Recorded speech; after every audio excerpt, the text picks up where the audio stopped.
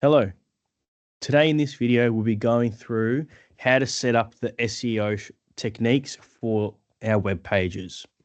For our SEO, we have a plugin called Yoast SEO, as we can see in our navigation bar on the left. From here, you can click on that one and that'll just take you to their general page. It has just general information, and you can also go through and see any settings or tools they have available inside this plugin. The settings, as you can see, we have the analysis and readability analysis and the insights all activated, which will help us when we're editing our web page to make sure that we get the best SEO out of it. So to actually edit the SEO and include SEO into pages is actually done through the editing page software. So when we go to pages and then we'll go to our home page, this is where we can actually embed SEO into the web page.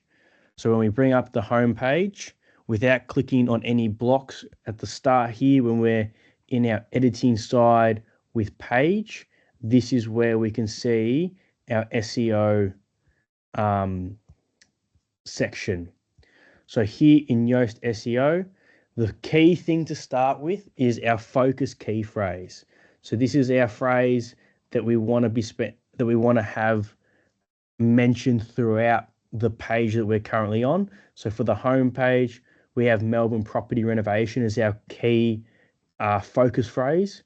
And we can also click get related key phrases that might come up with some different key phrases that you might think could be better value for this web page. Through here, it'll also show you your search appearance. So this is how it would show on the right-hand side on a web page on a desktop, but you can also change it to the mobile result and have a look to how that is changed. We also add in a slug when we're using SEO. So again, this is most often to be the same as our focus key phrase. So Melbourne property renovation. And then we also need to make sure we have a meta description. So the meta description is just the short description that is shown on Google before you click into the web page. So when you're just scrolling through the Google search engine, you've got the title of the web page as well as this part here that gives you a little description on what the web page is showing. So for each page, it will be different, and it will be just a short description of what you're looking for on this page. Through Yoast SEO, it also allows you, when you're editing through your page, to have an analysis going, so you can see what works well in your web page for the SEO functionalities and what can you improve. So this is really good to help build the SEO for each page. And when you're going through and editing your SEO, it's really good to focus on the things that it's saying to work on.